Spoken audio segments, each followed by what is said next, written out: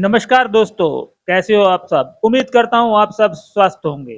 दोस्तों आपने देखा होगा मोदी और योगी के राज में देश में बड़े पैमाने पर गौशालाओं का निर्माण किया गया। इतना ही नहीं, गौशालाओं के निर्माण के साथ-साथ उनकी रक्षा के लिए गौ रक्षकों की भी तैनाती की गई। अलग-अलग संगठन इन गौ रक्षकों के बना दिए गए, जो अलग-अलग शहरों में गौओं की रक्षा करते हैं। गौओं को तो रहने के लिए उनका घर मिल गया, लेकिन एक प्राणी, एक जीव ऐसा था जिसे सरकारें भी भूल गई और हम लोग भी भूल गए। मैं बात कर रहा हूँ गऊ का जाया सांड, जिसे हम सांड के नाम से जानते हैं, जिसे कुछ भाषाओं में खागड़ कहा जाता है, तो कहीं कोई लोग इसे बिजार भी कहते हैं। लेकिन आम तौर पर हम इसे सांड के नाम से अलंकृत करते हैं। तो दोस्तों आज के सांड समाचार कुछ इस प्रकार हैं।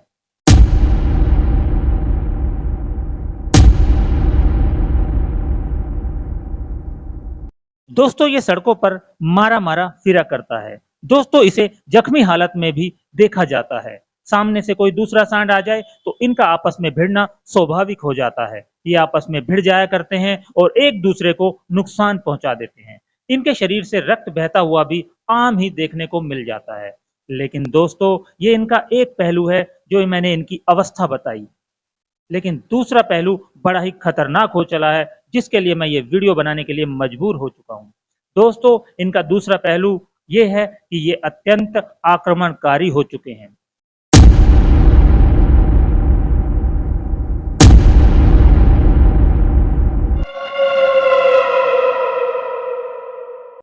मैं बात कर रहा हूँ एनसीआर में लगते एक शहर फरीदाबाद की। यहाँ पर जो इनका हाल है, इन्होंने लोगों के दिलों में अपनी दहशत बुरी तरीके से भर दी है। दोस्तों ये अत्यंत आक्रमणकारी हो चुके हैं। यहाँ पर ये लोगों पर हमला कर रहे हैं। आमतौर पर जब सांड खड़े रहते थे तो लोग अपने रास्ते से गुजर जाया करते थे, लेकिन यहाँ लोगों का गुजरना इन लोगों ने मुश्किल कर दिया है।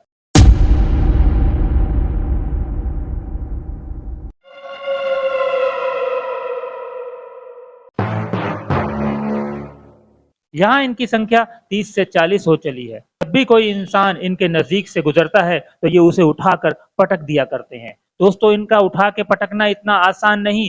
आदमी 2 से 3 महीने के लिए बिस्तर पर चला जाता है। जब कोई बिस्तर पे चला जाता है तो वो कितना प्रभावित होता है आप जान सकते हैं। उसके साथ उसका परिवार जुड़ा होता है। फरीदाबाद शहर में लगने वाली एक कॉलोनी, जिसको फिरोज गांधी नगर भी कहा जाता है और डबुआ कॉलोनी के नाम से भी लोग उसे बहुत अच्छी तरह जानते हैं। मैं बात डबुआ कॉलोनी की ही कर रहा हूँ। यहाँ पर इतना आतंक इनका बढ़ गया है कि ये महिलाओं को, बच्चों को यूं ही उठाकर पटक दिया करते हैं। मोटरसाइकिल पर बच्चे, महिलाएं जा रहे हैं, ये उनको ठोक कर नीचे गिरा दिया करते हैं और वो बुरी तरीके से जख्मी हो जाया करते हैं। दोस्तों यहाँ हालात इतने खराब हैं कि कभी कभी इन सांडों पर कोई दया करके उन्हें फल या रोटी खिला रहा है, खाने के तुरंत बाद ये उसी इंसान को उठाकर पटक देते हैं। दोस्तों इतने बुरे हालात मैंने पहले कभी नहीं देखे सांडों के। सांड अत्यंत आक्रमणकारी हो चुके हैं। तो जिस तरीके से गौओं के लिए गौशालाएं बनाई गई, उनके लिए तो गौ रक्षक तैनात कर दिए गए, क्या इनकी देखभाल करने के लिए कोई नहीं है? क्या इनको देखने के लिए, रोकने के लिए, टोकने के लिए कोई रक्षक तैनात नहीं किया जा सकता? मैं अपनी आवाज फरीदाबाद प्रशासन तक पहुंचाना चाहता हूं। फरीदाबाद की डबुआ कॉलोनी में नई सब्जी मंडी है, जो कि बड़ी सब्जी मंडी है और अनाज मंडी भी उसके साथ में ही है। दोस्तों वहां पर इनकी संख्या 30 से 40 हो चली है। सुबह के टाइम जो सब्जियां वेस्टेज होती हैं, सब्जी वाले फेंक दिया करते हैं, ये लोग उन्हें अपनी खुराक बना लेते हैं, जिसके चलते इनकी संख्या यहाँ बढ़ चुकी है।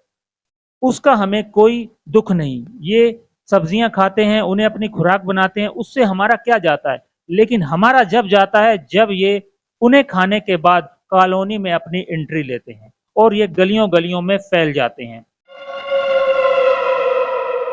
2 से 3 सांड एक एक गली में पाया जाता है, जिसे देखकर लोग दहशत में आ जाते हैं, क्योंकि इनकी संख्या जब 2 या 3 हो जाए तो इनका भिड़ना स्वाभाविक हो जाता है।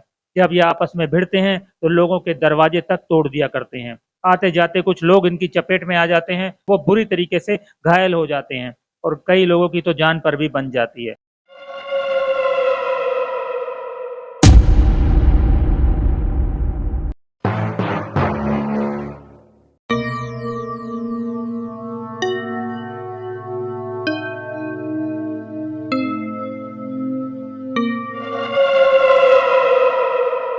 तो मैं फरीदाबाद प्रशासन से ये कहना चाहूँगा कि जैसे आपने गऊओं के लिए गौशालाएं तैयार कर दी, इनके लिए भी कोई शालाएं तैयार की जाएं और इन्हें इंसानों की पहुंच से दूर ले जाया जाए, ताकि ये इंसानों को नुकसान ना पहुंचा सकें और इंसान इनको नुकसान ना पहुंचा सकें। ये मेरी प्रार्थना है फरीदाबाद के प्रशासन से।